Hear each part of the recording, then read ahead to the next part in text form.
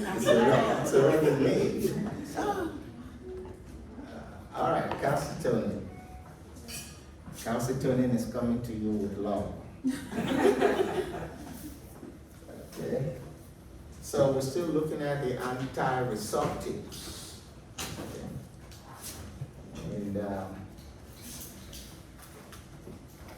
calcitonin is a polypeptide that we say you can get from the parafollicular C cells of your thyroid gland.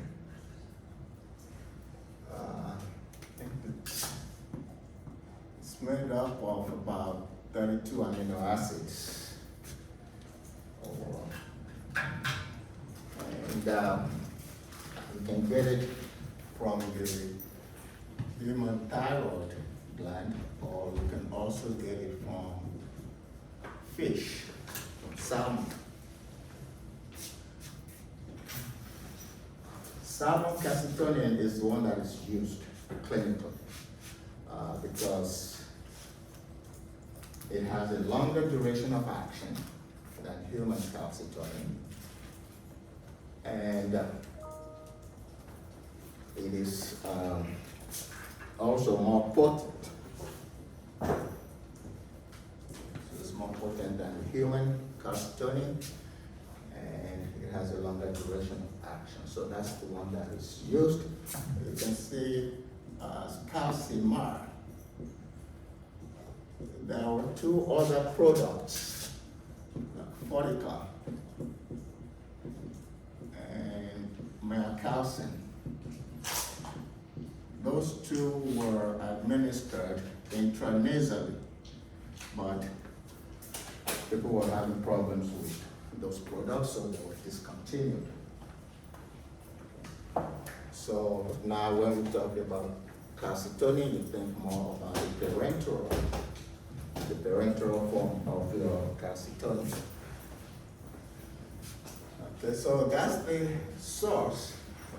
If we look at the actions of your calcitonin, it can decrease resorption, that is the tearing down of bones, and it can actually decrease the total number of your osteoclasts. So we get a decrease in the total number of osteoclasts, which of course would have produced your resorption. It also opposes the actions of parathyroid hormone at your kidney level and also at the bone level. And so it tends to decrease the reabsorption of sodium and also of calcium and even of phosphate. So if you decrease reabsorption of calcium, it means the plasma levels of calcium will go down. And that's why one of its indications is the management of hypercalcemia.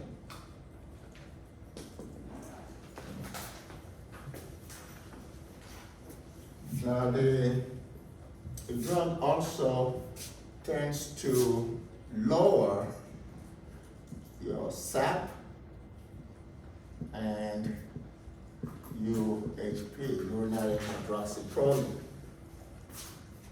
And we said those things go up when you have Paget's disease. And so because you can decrease those substances, you can use it to manage Paget's disease. And a clinical term for Paget's disease is osteitis deformans.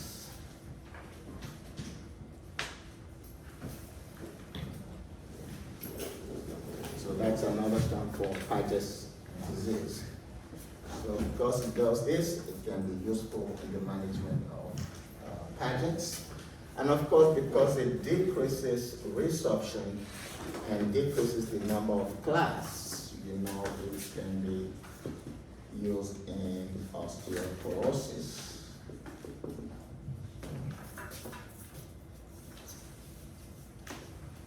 Particularly in your postmenopausal patients.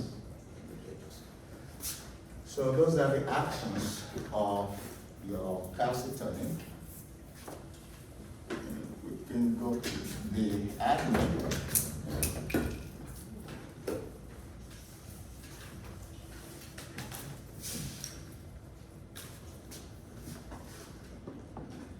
So the admin for calcitonin, it can be administered subcutaneously, it can also be given intramuscularly.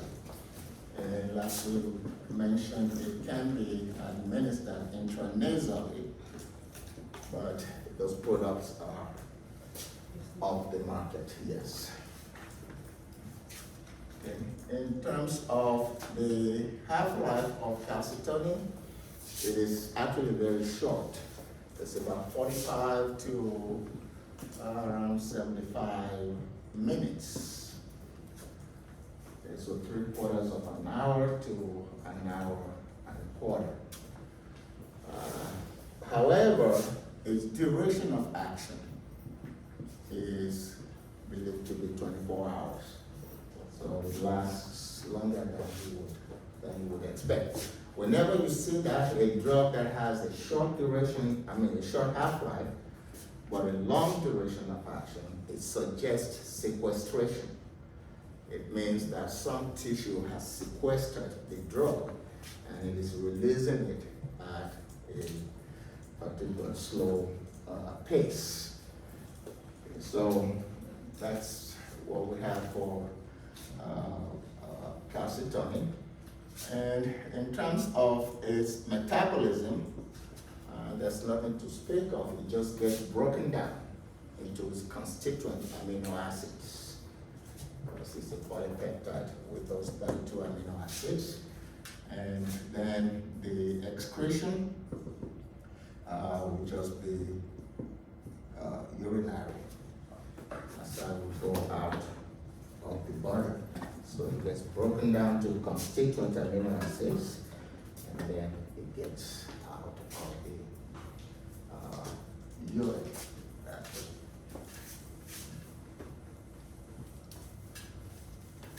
Indications for calcitonin, we have them there. If you're using it for that hypercalcemia, it could be malignancy-induced hypercalcemia, for instance. You often give 4 units per kilogram, and that can be administered, like on a Q12 to 24-hour basis. Not to exceed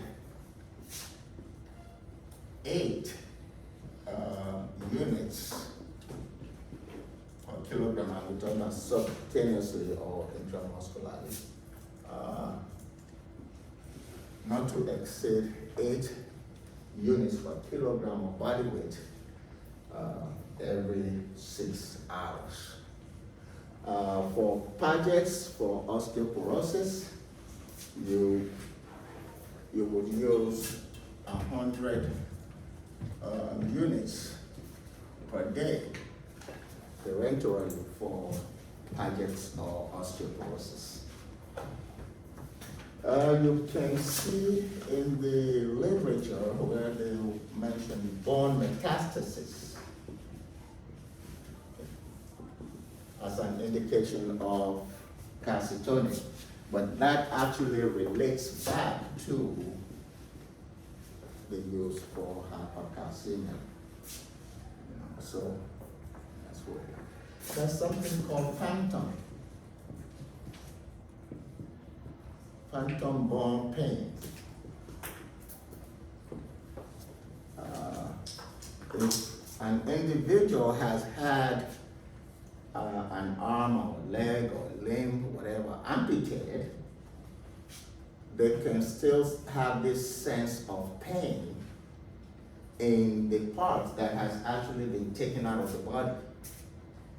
Okay. So because it doesn't sound real, that's why you call it phantom. You know, like it's unbelievable. But that phantom bone pain actually responds very well to calcitonin. So that could be another indication for it. Spinal necrosis is a condition in which calcitonin is being tried today. That is still investigational. It's not an FDA-approved indication of your spine of your calcitonin. Now, the adverse effects of calcitonin, we mentioned that it can lower calcium.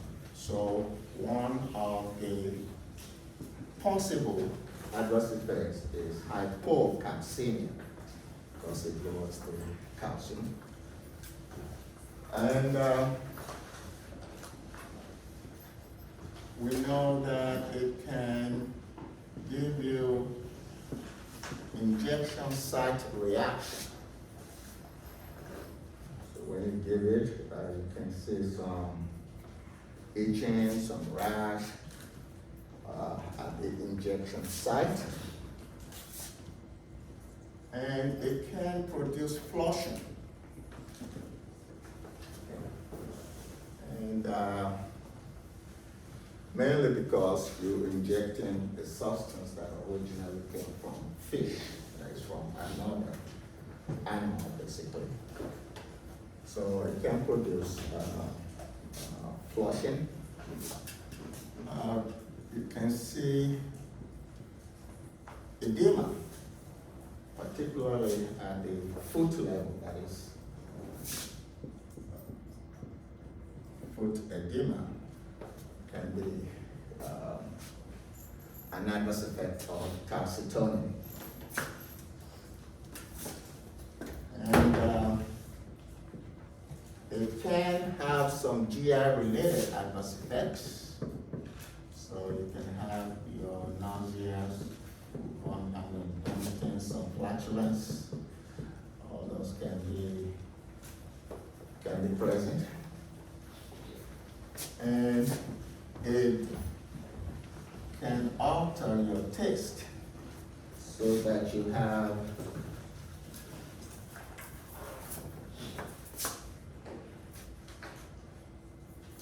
a salty taste.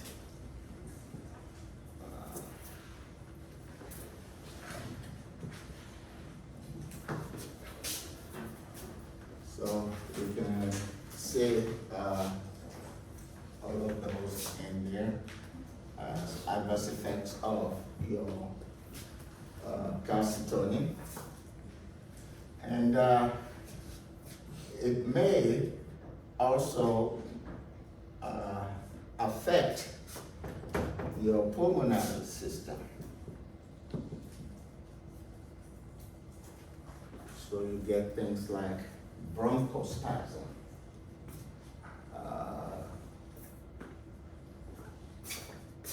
You can get your upper respiratory tract infections. You can get sinusitis, pharyngitis.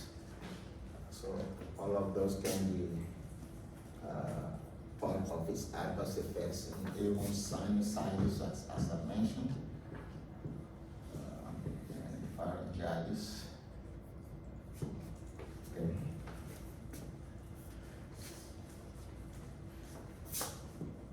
And it may produce a feverish feeling in the patient.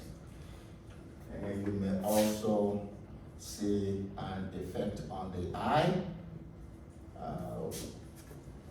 where you actually get blurry vision. So you can get blurry vision, and also it may produce some eye pain. So those are the adverse effects. And whenever you're getting something from, whenever you're introducing a protein from one animal to human, you can always expect hypersensitivity reactions. So that's what we have for your calcitonin. Now we can go to the final group among your anti-receptors.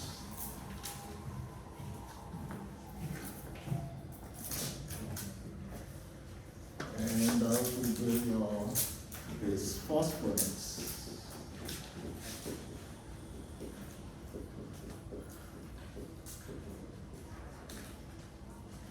The bisphosphonates you can divide into two major groups.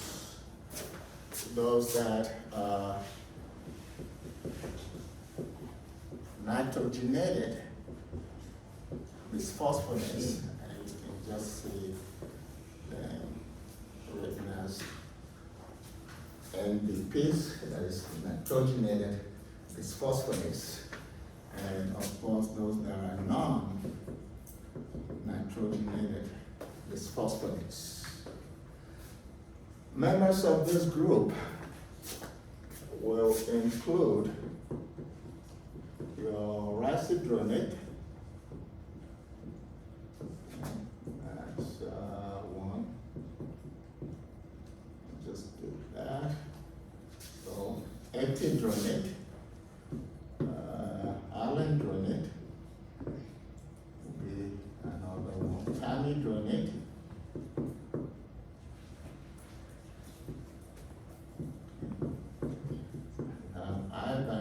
ibandronate, tildronate, that's another one, and then you have your zoldronate and clodronate, and you have your medronate,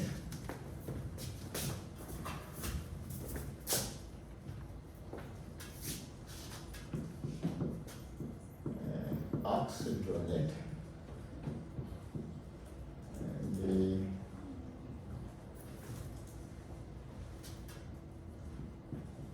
newest one is alpha-dronate. So those are your bisphosphonates. And we will take racedronate as the representative agent. And that's your actinol. And you can also see it under arterial.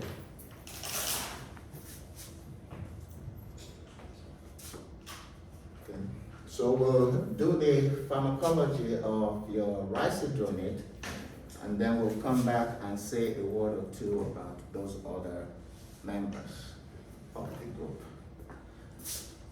Okay, so taking racedronate as a representative agent, we can look at the mechanism of action of your bisphosphonate.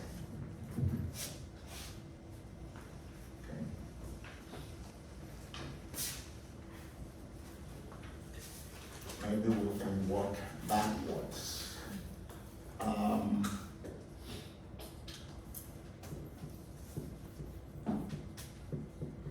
You can have a tearing down of bones, that is resorption, and that can be an osteoclastic action. For your osteoclasts to produce that osteoclastic action, which is resorption,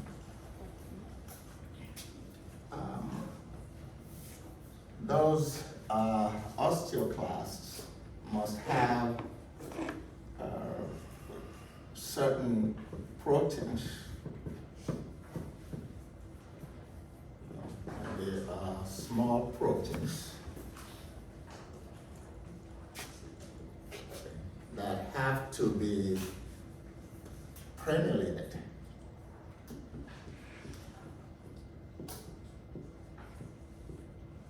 So for osteoclasts to maximally work or produce your resorption, you must have prenulated small proteins. The prenulated small proteins are actually GTPases, triphosphatases.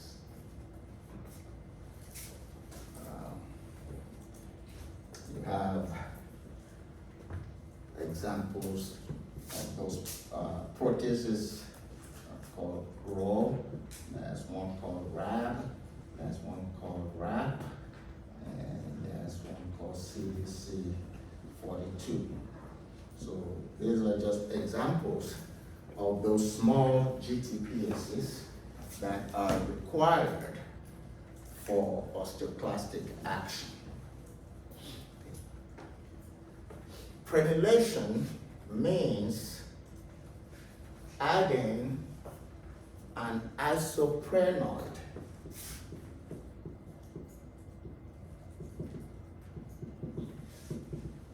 It means adding an isoprenoid lipid to, the cysteine residue of that protein that is post-translational, after translation. When you talk about gene, you talk about transcription, translation, to proteins, okay? So after the translation is when you add that isoprenoid lipid.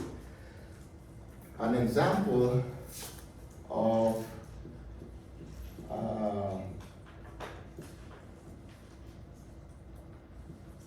an isoprenoid lipid is geranyl diphosphate.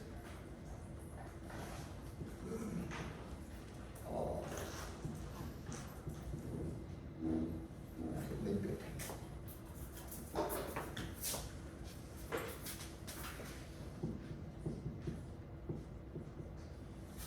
That's an example of an isoprenoid lipid. So again, osteoclasts, to produce resorption, will need prenylation of small GTPases. That prenylation is carried out by adding an isoprenoid lipid post-translationally to a protein. And so these bisphosphonates work by inhibiting the synthesis of isoprenoid lipids. So you inhibit isoprenoid lipids formation, that is synthesis, then you have nothing to prenylate those small GTPases. If they are not prenulated, then they would affect the cytoskeleton of your osteoclasts, which means your osteoclasts will not be able to bind to the bones, and so they will not be able to produce resorption. Okay. So that's how they work. And since you're talking about lipids, the question would be, how do bisphosphonates inhibit synthesis of lipids? It's because the bisphosphonates can inhibit farnesyl diphosphate synthase.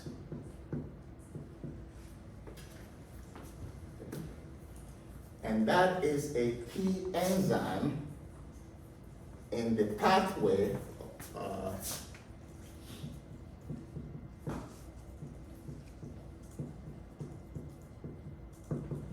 that is called the malolonate pathway towards lipid production.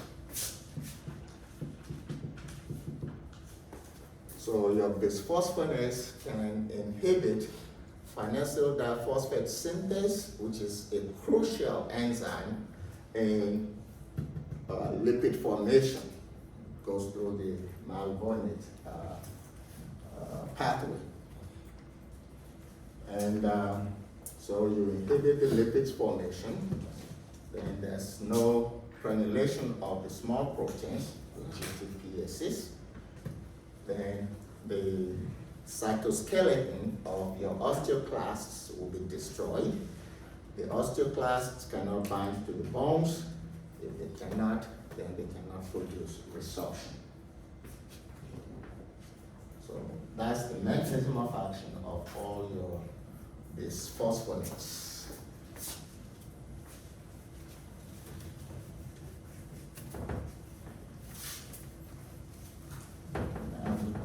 Quickly say one or two things about the ADME for your racedronate. So we know that it is administered orally,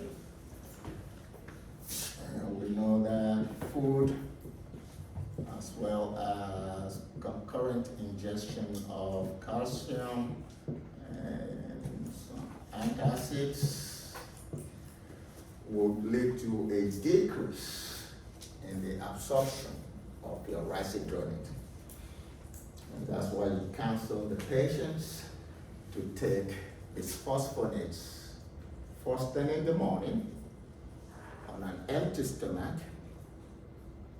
and using a glass of plain water, because it seems like every other beverage actually decreases the oral absorption of your racedronate. And the patient has to make sure they are in an upright position for at least 30 minutes after ingestion. And so they have to be upright for at least 30 minutes when they ingest your racedronate. And they shouldn't eat anything for about 30 minutes to an hour after ingestion the racedronate. They should not chew or break up the tablets, okay, because that can lead to an irritation of the esophagus. So you can get esophagitis, and if it gets bad enough, it can actually lead to a cancer of the esophagus. And if your esophagus is irritated, then of course you can have dysphagia, which is difficulty in swallowing. So they shouldn't chew or suck on the tablets so that they will not irritate the esophagus, so you don't get an inflammation of the esophagus, and you don't get a tumor or cancer of the esophagus eventually, and you don't disrupt swallowing. Okay, and as you can imagine, then all of those are actually adverse effects of your racedronate. I will mention it again. And of course, that also encompasses the patient counseling when you're dispensing your racedronate.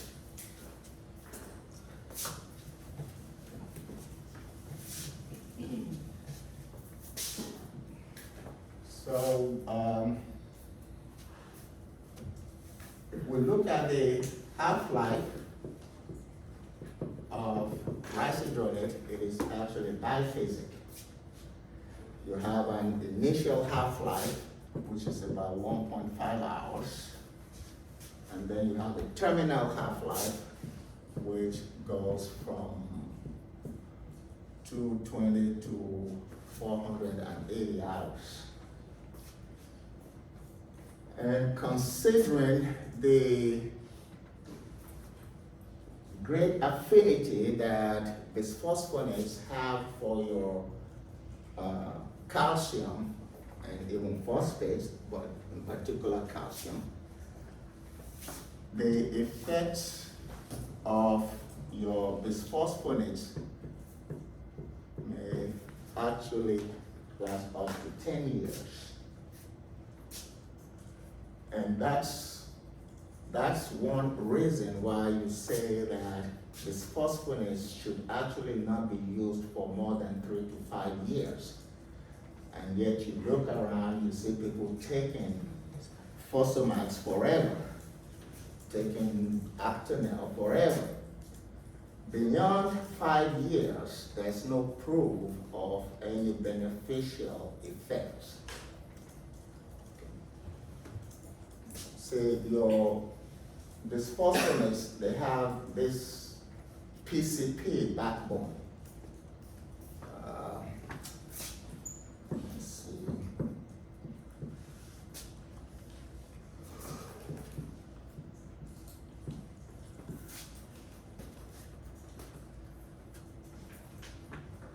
This basically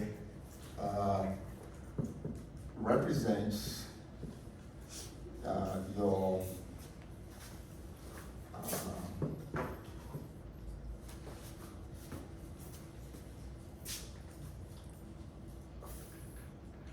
your backbone or your structural nature of bisphosphonates. Okay. You can have an OH there and an OH there. Okay. So if you simply replace that oxygen there with a carbon,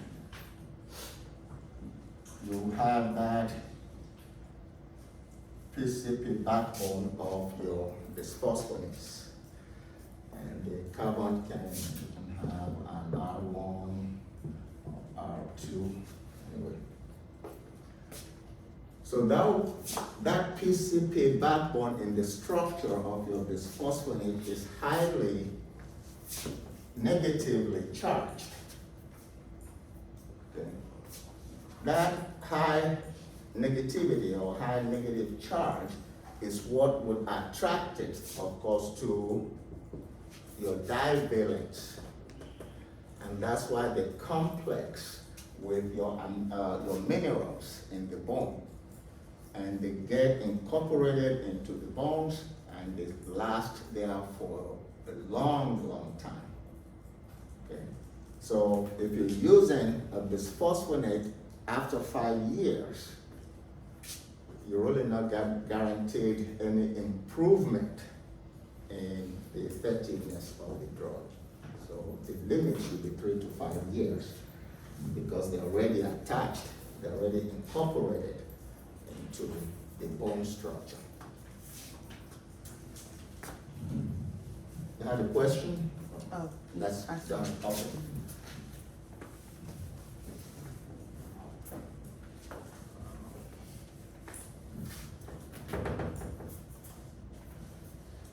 Okay. So in terms of distribution, your risedronate will be distributed to the bones. About 60% of the administered dose will be distributed to the bones, and it has a low plasma protein binding, just about 24. Excretion is renal. Not only is it renal, it is linear with your creatinine. Okay. So if your creatinine clearance goes down, then the excretion of your bisphosphonates, in this case, afternoon, will go down. So this is one situation in which one should be aware of your creatinine clearance.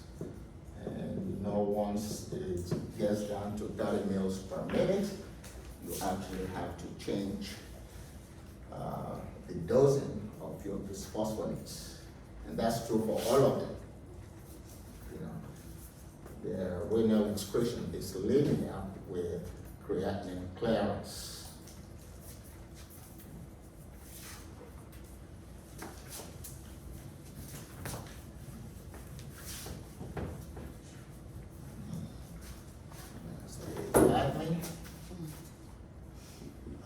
The indication for your Actonel or Racidronate. Let me highlight something before I go to the indications there. The Atelvir preparation is actually a long-acting or slow-release preparation that can be administered after breakfast. So it does not have to be given before breakfast or on an empty stomach. So that's the major difference between those two products.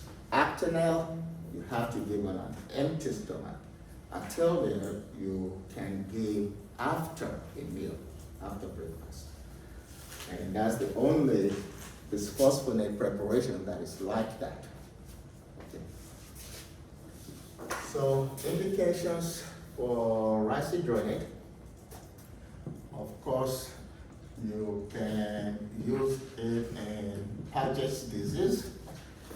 For Paget's disease, you give 30 milligrams POQD.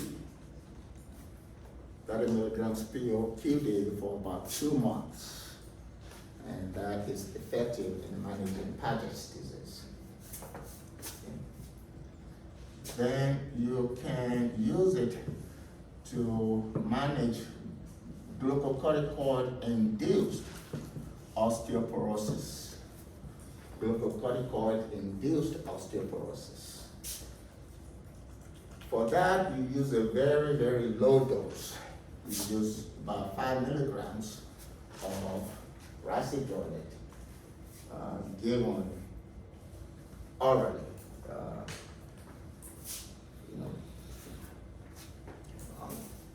And it's usually for a short period of time because the glucocorticoid-induced osteoporosis doesn't last for too long. Okay. And then you can use it both for prophylaxis and for treatment or management of your menopausal-induced osteoporosis.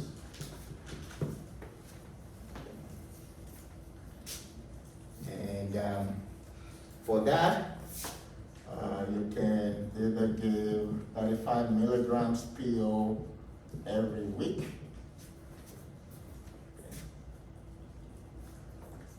or you can give 75 milligrams PO twice a month.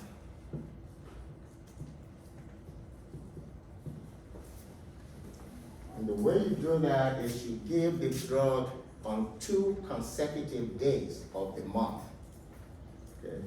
Let's say if you give it on March 15, the first 75, then you give the other 75 milligrams on March 16. So 2 consecutive days within the month. Okay. 75 milligrams twice a month. Or you can use 150 milligrams every month.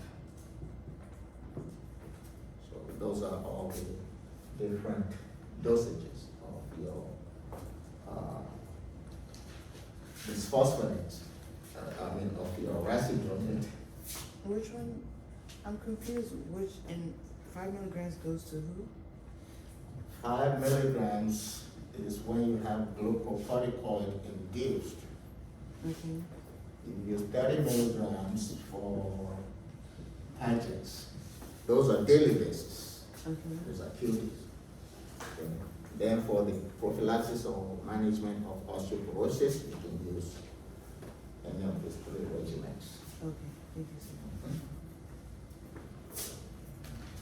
Okay. And the adverse effects, let's see what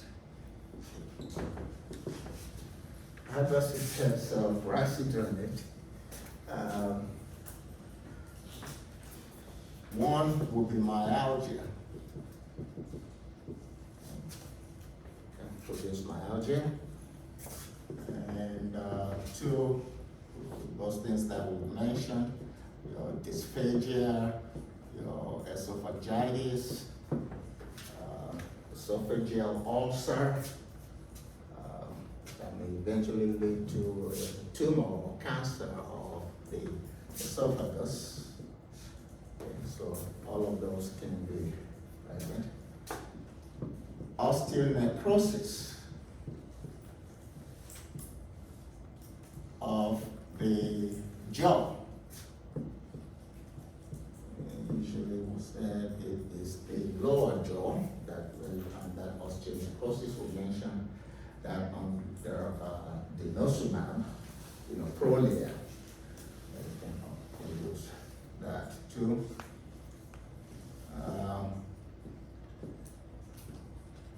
Then your bisphosphonates, of course, can also affect, and people don't usually know that, it can affect or inhibit ovulation. And it can also interfere with implantation of a fetus. So it can do all of those. Some other possible GI-related adverse effects. Can have nausea, can have diarrhea, as GI or manifestations of the GI adverse effects. And then you can have abdominal pain.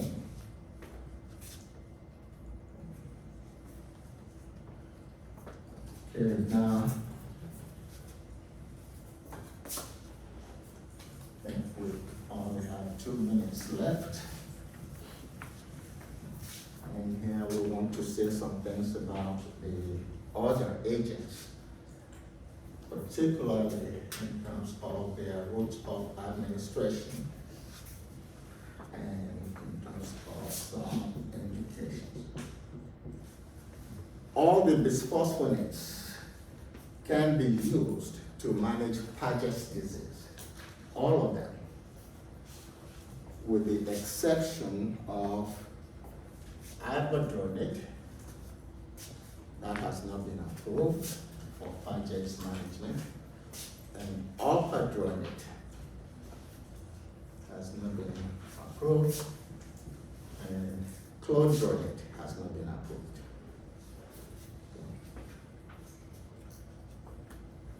If you look at this drug, zoldronate,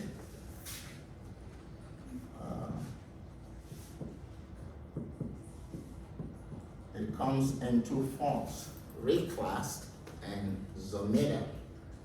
So zoldronate is present in these 2 products.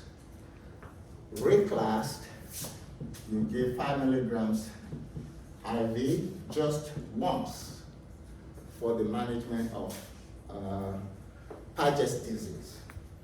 Okay. But for osteoporosis, you actually use 5 milligrams IV on a yearly basis. Okay. Zometa comes in the 4 milligram strength, and you give it IV.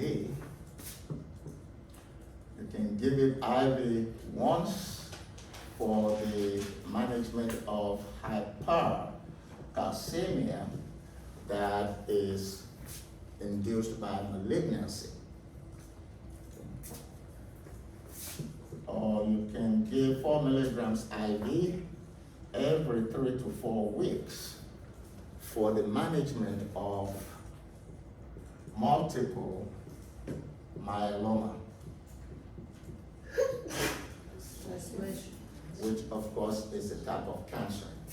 That's something that's new about the bisphosphonates. They have now been shown to actually have an anti-cancer effect, and they can inhibit metastasis of cancer.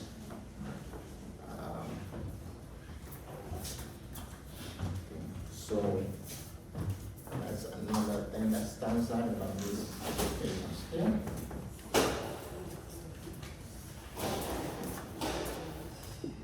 Mendronate and oxydronate are just used for scanning purposes. They do not actually used for osteoporosis. They're used to scan the bones. Okay, so because they are attached to technetium-99, TC-99. So that would be like a radioisotope. Now, routes of administration. You have some that can be administered intravenously. Those that can be administered intravenously will include your etidronate, clodronate, zoldronate that we just mentioned, okay, and your palindronate, and then ibandronate. Those can be given intravenously. Do you mind repeating that again, sir? Okay. The ones that can be administered intravenously are etidronate, palindronate, ibandronate, zoldronate, and clodronate. There are some that can be administered both PO and IV. Okay. PO and IV. So if you look at your ibandronate, it can be given PO, it can also be given IV. The IV, you give 3 milligrams intravenously every 3 months. The PO, if you're using 150 milligrams, that will be given PO once a month. But it has a lower strength, which is 2.5. You can see the 2.5 milligrams of ibandronate that can be administered on a QD basis. So 2.5 milligrams PO QD, 150 milligrams PO Q month, okay.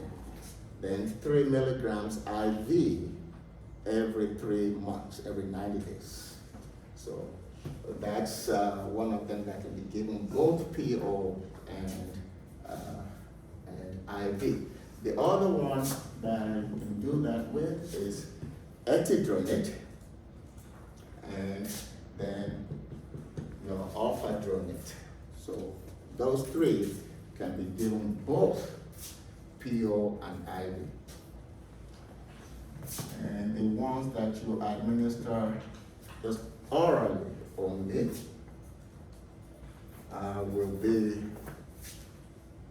your racidronate, alendronate, and tiludronate. Those three are given PO only. What does PO stand for? So why isn't it VM? If you say it's by mouth, why is it PO?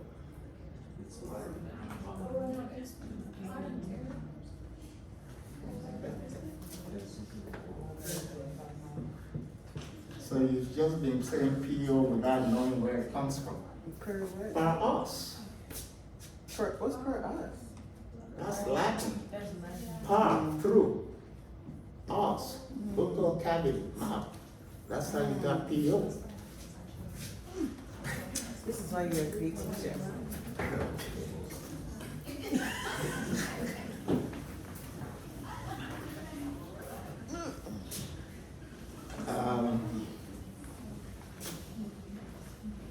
Then you have some bisphosphonates that are used for that malignancy-associated hypercalcemia.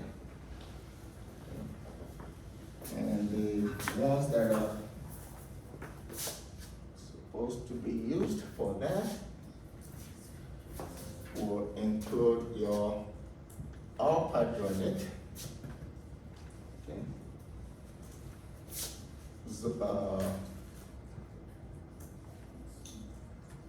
zoldronate is used for that cancer-induced hypercalcemia.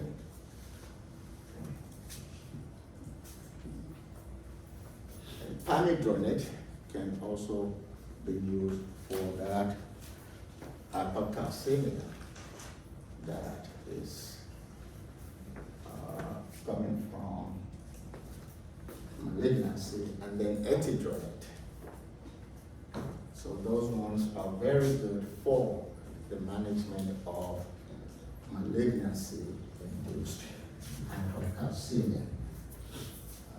If you see Dr. Shalair, then you know.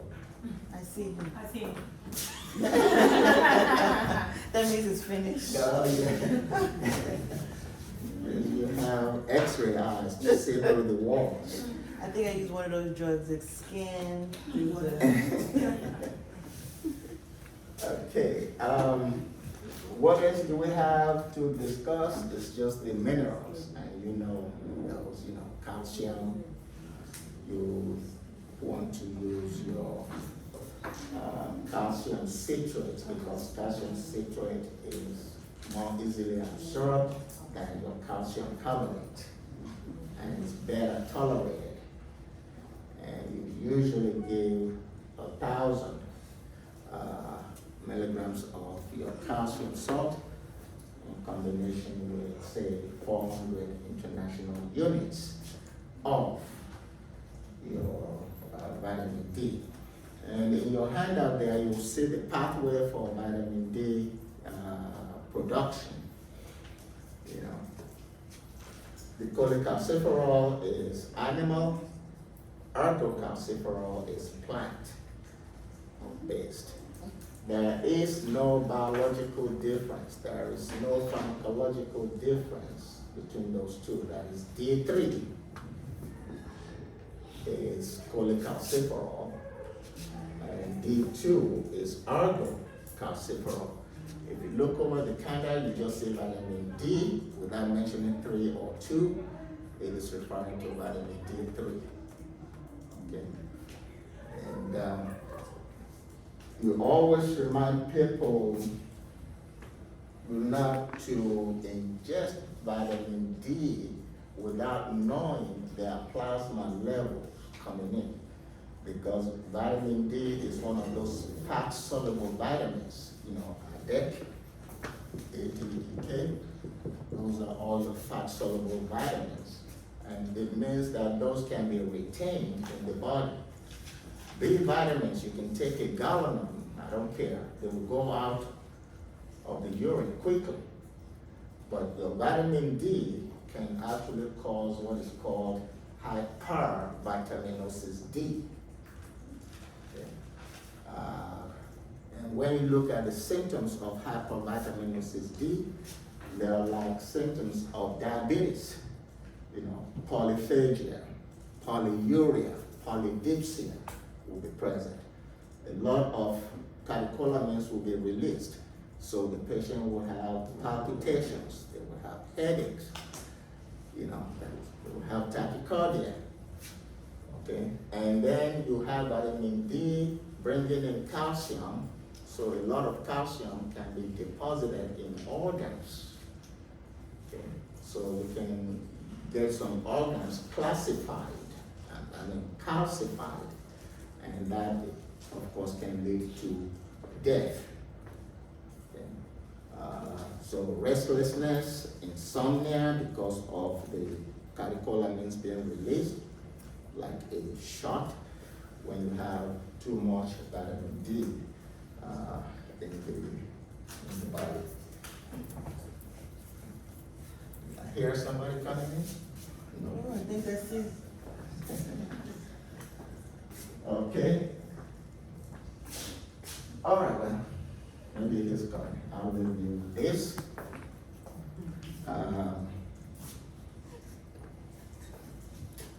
Try to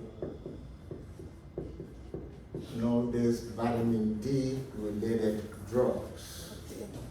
Okay. One is Driscoll, what is Calcigex?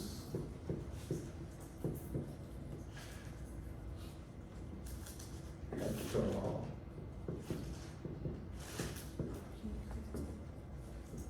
Zemplar.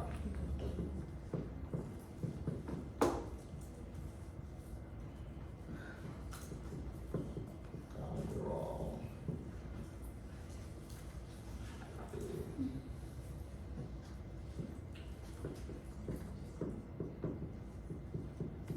I'll do another one. Calciferol.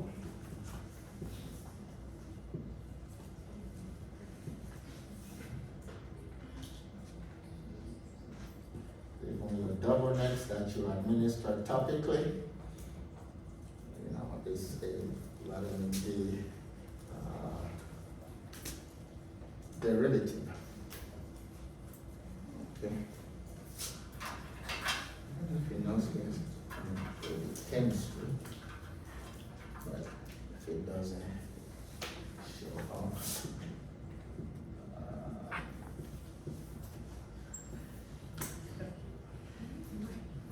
Calcipodine is what you have in Dovonix, and when you combine calcipotriene with betamethasone, you know, with a glucocorticoid, you get Taclonex, and that can be used for psoriasis. See, Hectorol, Zemplar, you mainly use those for your hypo, like hypoparathyroidism or hypocalcemia, Driscoll, Calcigex, Delta D, Calderol, those can be used for hyperparathyroidism. Okay, and they can also be used to manage hypocalcemic tetanus. Which one? Driscoll, Calcigex, Calderol, Delta D, you know, those can be used to manage your hypocalcemic tetanus, especially in patients that have chronic renal failure or chronic renal failure. Because when you do, you probably will have to undergo hemodialysis. And dialysis, you see. Hey, no, You see. perfect. Yeah, perfect spot. Okay. All righty. Save and drink. So we're gonna see you today afternoon? 1 o'clock. Is it here? Yes, sir. All right.